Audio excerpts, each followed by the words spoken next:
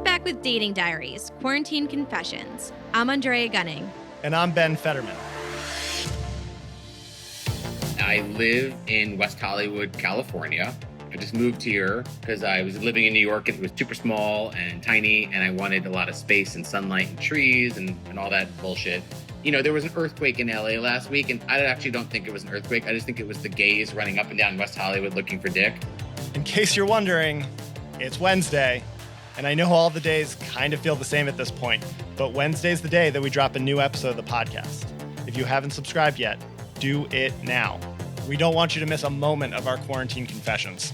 Everyone is antsy. We all want out. But this week, everyone we meet is discovering something valuable about time spent alone. And even though no one wants to feel isolated, some singles are finding real benefits can come from riding solo.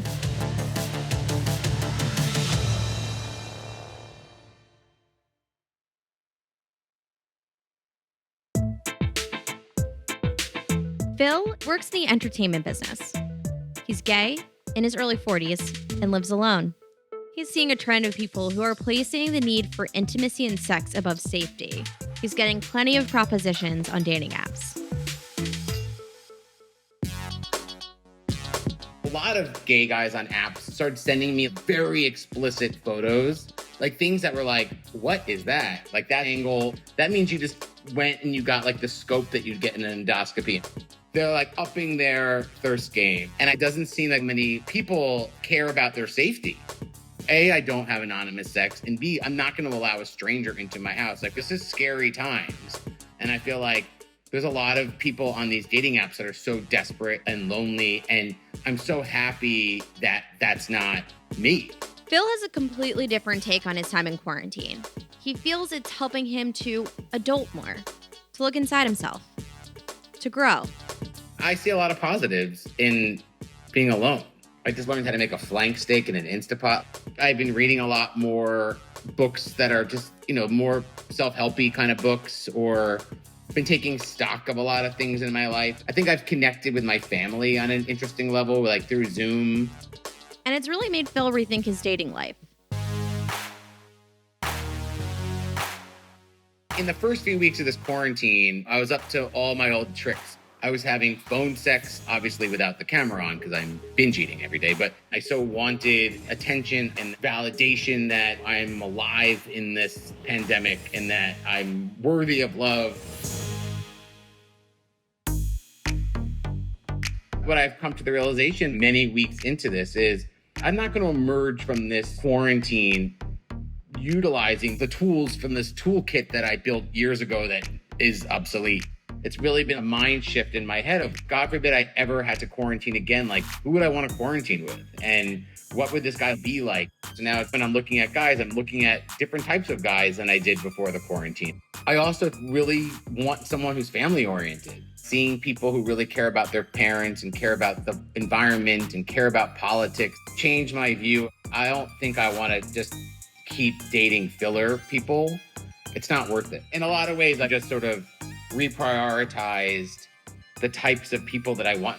I feel like for the first time in years, I'm so happy to be alone. I'm so happy to be alone. It's a gift. I'd call that a solid breakthrough. Amazing pandemic perspective. But we still wanted to know, who is checking in on Phil? A lot of my friends who are in relationships keep calling me like, are you okay? It must be so hard being alone. And really, I'm fine. I think they're just calling so they can just finish the conversation with bitching about their spouse. All the artifice of my kid's artistic or my kid's the best drawer or, oh my God, my daughter's the best singer has gone away. And it's like, my fucking kid is a slob. I fucking hate my husband. But it's all under the guise of like, how are you? Phil's message? He's fine. He might be better than the smug marrieds right now. Not everyone who is alone is down and out. But he's still dreaming about the world opening up again. Aren't we all? I can't wait to just be like a bougie gay guy that just orders out every meal and doesn't have to be self-sufficient. Like, I miss being waited on. I keep saying that when I get out of this quarantine, I want an espresso martini, chips and guac and a margarita, and some dick. Who needs Scientology when you've got quarantine?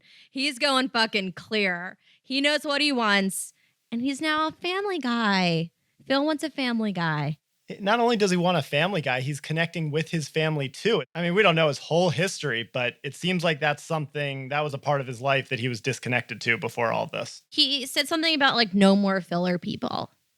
And I think that that's such an interesting point of who are you spending your time with? And is that person a value add? Are they a +1 or a -1?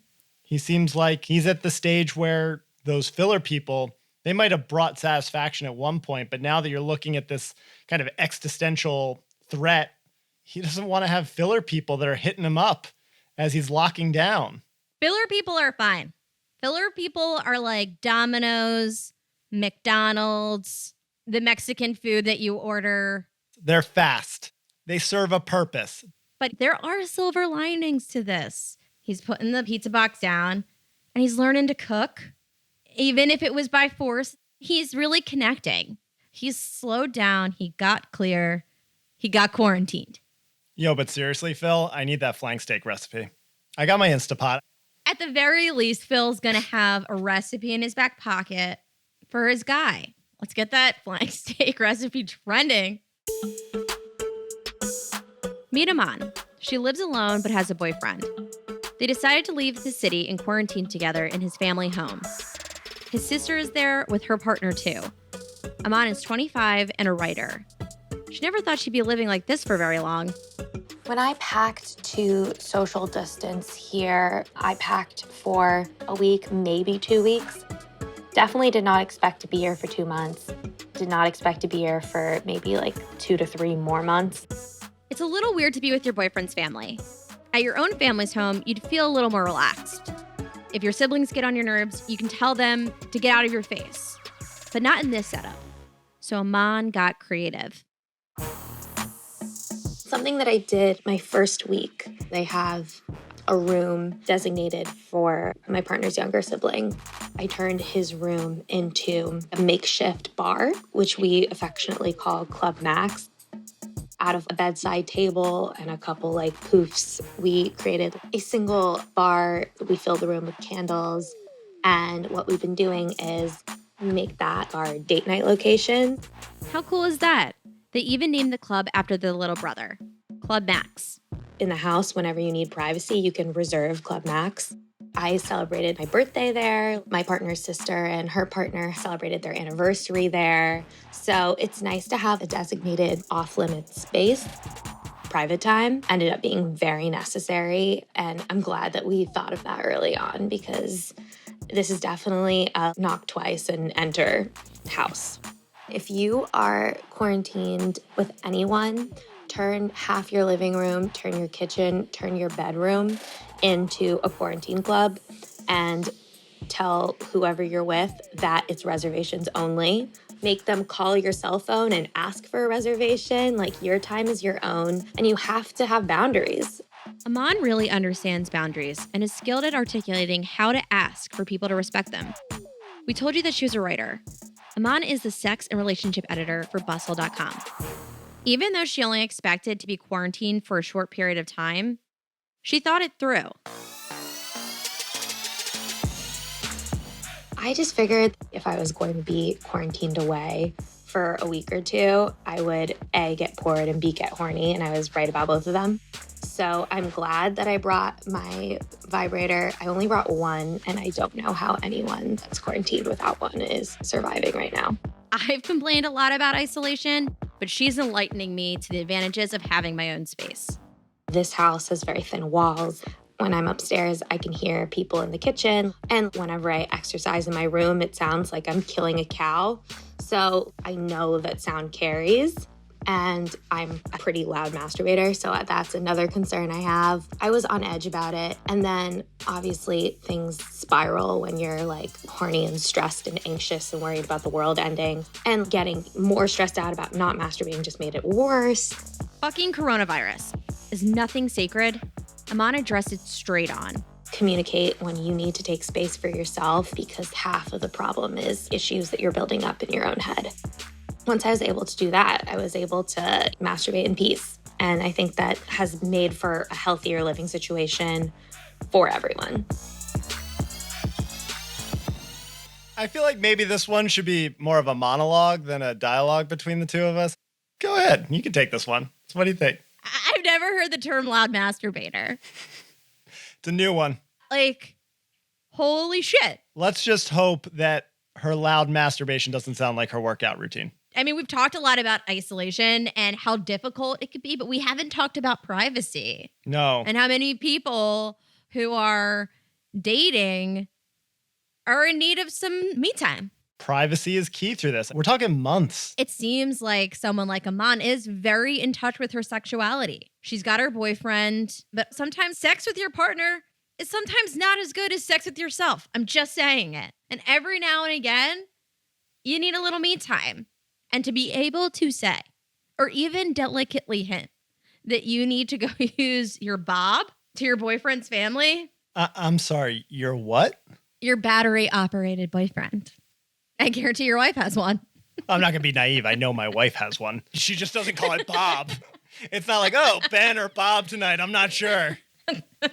It sounds like what Iman needs is a little alone time and maybe some brick walls, some cement-filled walls, some load-bearing walls. Sex aside, part of fostering intimacy in a relationship are dates and spending quality time with one another and keeping it interesting and keeping it fresh. That's why I think that idea of Club Max was such a cute idea for them to have to make reservations. I mean, it's clever. Hearing from someone that is capable of being clever just to keep their relationships like interesting and fresh, I think that that's awesome. And trust me, I jotted that one down. We do not have a Club Max in our house, and I think it's an awesome idea. It's change of scenery. It's sexy. It's fun. You can get drunk. It's another activity to get you out of the space that you're stuck in every day. Do you think people walk by like the door for Club Max and like know that they're boning in there? Hopefully Aman's got that club music pumping in there. Our next single has plenty of privacy. And with a hot prospect on the horizon, she can't wait for quarantine to end.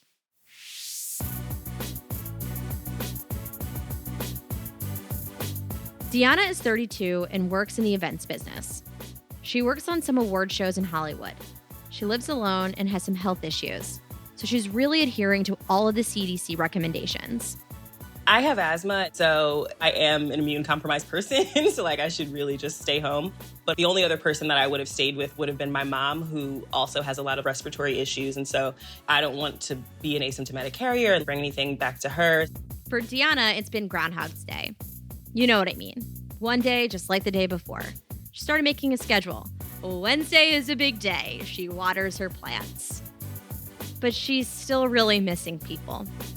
I did download OkCupid, let's just chat with people. Didn't really expect to find anyone that I would seriously date on there. But I started talking to a guy that lives 10, 15 minutes outside of New York City the first week that I downloaded the app. So he's a little over 6 feet, kind of muscular build.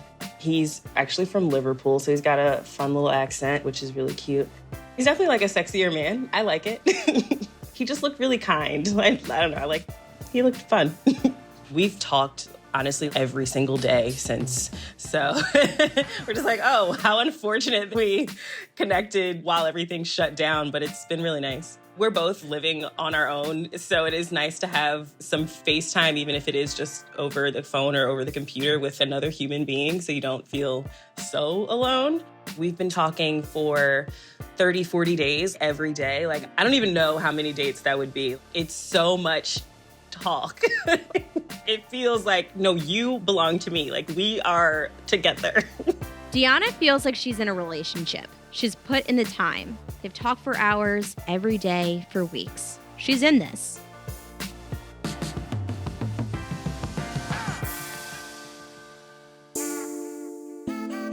We're both really into music. He plays piano and guitar. He actually he used to play in a band back in Liverpool. And I actually ended up ordering a keyboard while I've been home to learn how to play. So our plan now is when this is over for him to come down, because he actually hasn't been here.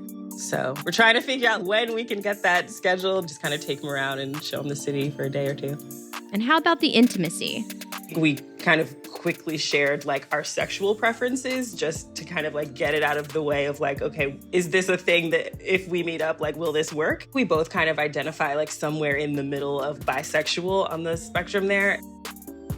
It's also like, oh, that'd be really unfortunate if we didn't connect that way, to have spent so much time talking to this person. Could this be the real thing? Did she find love with a man during the COVID-19 pandemic? With a man she technically hasn't met in person yet? I definitely think you could fall in love with someone like this.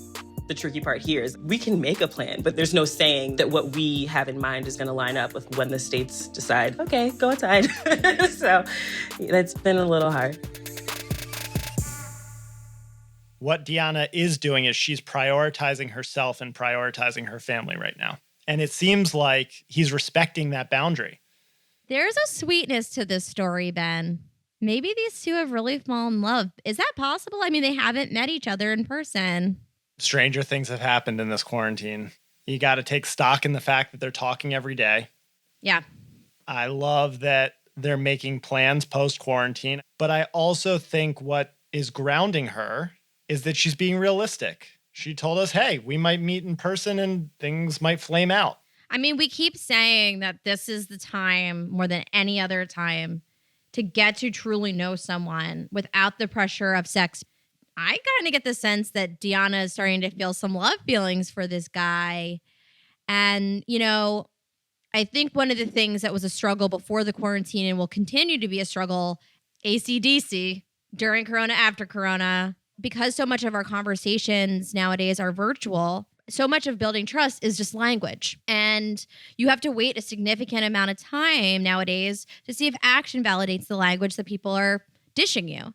And so for Deanna, she's committed to talking to this guy, and it's going to be a long time before she starts to see action validating language. And I hope for her and her heart that his actions do validate the language that he's been spitting at her. Dre, we had a little bit of a cliffhanger last week. Last episode, I asked you to talk a little bit about your love life. We're at that point. Okay, well, where to start? I feel a little guilty talking about this because I did break quarantine. At the beginning of the year, I was actively dating, meeting new people. I took a little break around the holidays, but it was really picking up in the new year, and it was really fun. And then I met a guy on Bumble just before Corona started. And COVID-19 wasn't a serious thing yet in the United States. Like, people were still joking about not drinking Corona beer kind of thing. No one really knew what it was going to turn into.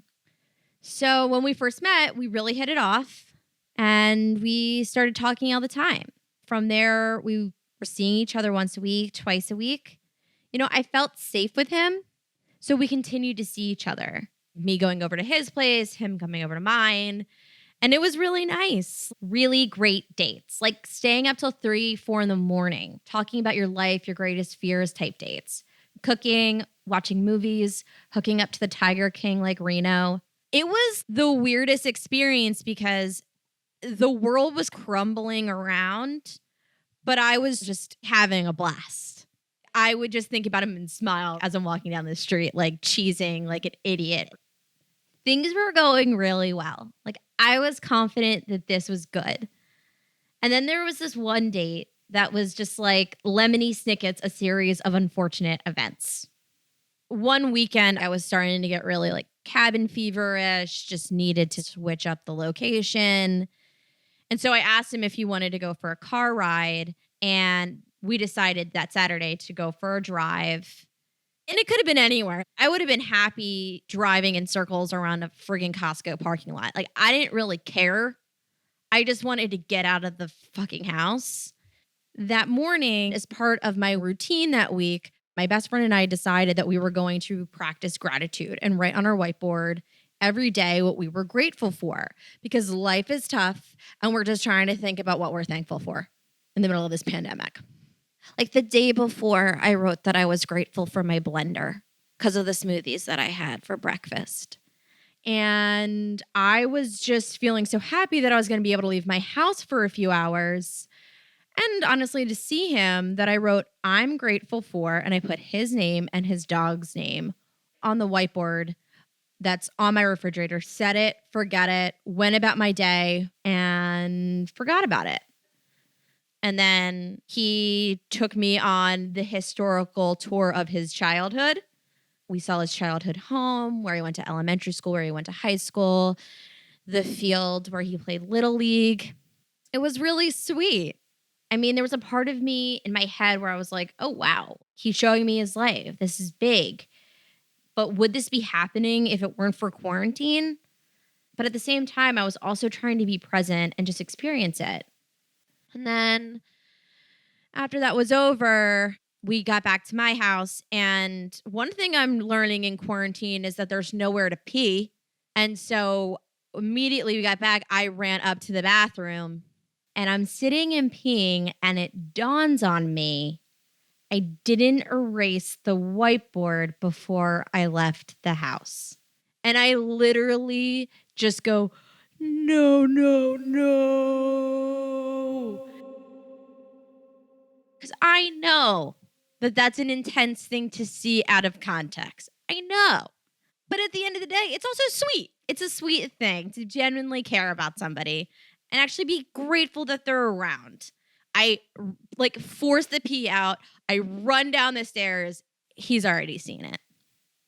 I could see his whole body language change. I could tell I freaked him the fuck out. So I do what I usually do, and I deflected with humor. Definitely drank too much wine. And instead of being vulnerable and asking how he was feeling about it, I avoided that tough conversation. And for the rest of the night, it was just one spiral after another internally of insecurity because I was afraid. I was afraid of him walking away. Why? Because I really liked him. And also because I'm not my best self. Because we're in a fucking pandemic. So the following week, I knew things were off, so I decided to give him some space. Eventually, things felt back to normal. So the following weekend, I asked him if he wanted brownies for his birthday, and he said yes. I literally made him birthday brownies. And everything was fine.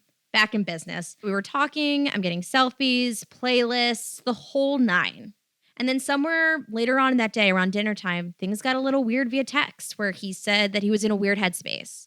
And I know that we're all doing the best we can, and I totally understand that we don't know what to make of our thoughts. And I said, you know what? I totally get it.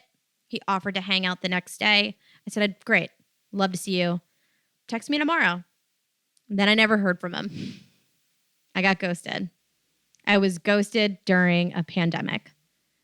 And being ghosted in a pandemic is brutal, but you want to know what else is brutal? Having your hot UPS guy deliver your lingerie after you've been ghosted in a pandemic. That's brutal. So let's just do the math here.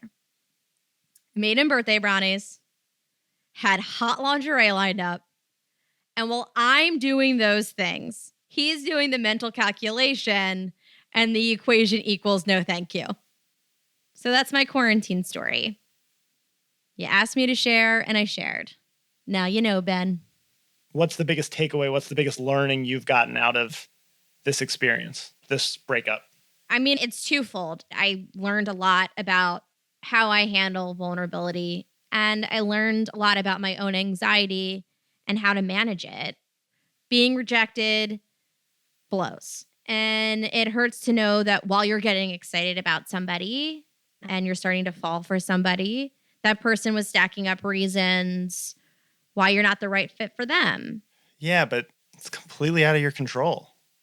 I know, it is. And I'm actually kind of happy that this experience happened to me because, like Phil, it triggered me to reflect on my life. We're all continuous works in progress. I'm not perfect. And as I was getting to know him over those weeks, I made the choice that I wasn't afraid to help carry his baggage, and he wasn't willing to carry or understand mine. I mean, I made one choice, he made another.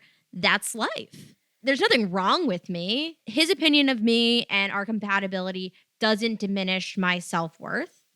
I know my value. And I realized I really, really, really missed standing on my tippy toes and kissing somebody. And when this quarantine lifts, I know I'll get to experience it again, and I know that I just need to keep looking because that's what I want. I made a conscious choice. I made a choice to throw all of my cards on the table and just jump in with 2 feet. But he doesn't want to do that with me. So I just need to find someone that does, and I will. You can't be afraid to throw all the cards out on the table. You can't let experiences like this where you're like, okay, I'm all in, and the person says, I fold. You can't be afraid to pull that move because at some point someone's going to match you, and that's the person. That's the one. You know, from here on out, I promise that I'll feel like a star, can't stop my shine. Rolling cloud nine, my head's in the sky. I'm solo, I'm riding solo, I'm riding solo, I'm riding solo, solo. Join us next week for more Dating Diaries quarantine confessions, like this one from Frank. In this day and age, you could doctor up your picture to make you look like, Julia Roberts. And then I meet you and you look like her brother. If you're crushing on this podcast, let us know. Rate and review it. Share it with your friends. We're on Instagram and Twitter at Dating Diaries QC. And we want to hear from you. Tell us your quarantine stories by emailing us at datingdiariespod@gmail.com. I'm Andrea Gunning, and stay safe out there, guys. This podcast is hosted and produced by me, Andrea Gunning. Executive produced by Nancy Glass, Ben Fetterman, and Carrie Hartman. Produced by Julie Clark and Rocky Alt. Edited by Matt Delvecchio with assistance from Dean Welsh and Kelly Wardhand. Thanks to production coordinators Megan Paisley and Brianna Fars. The show was mixed by Dave Zaya. Special thanks to Mybe Music. Some names have been changed to protect privacy.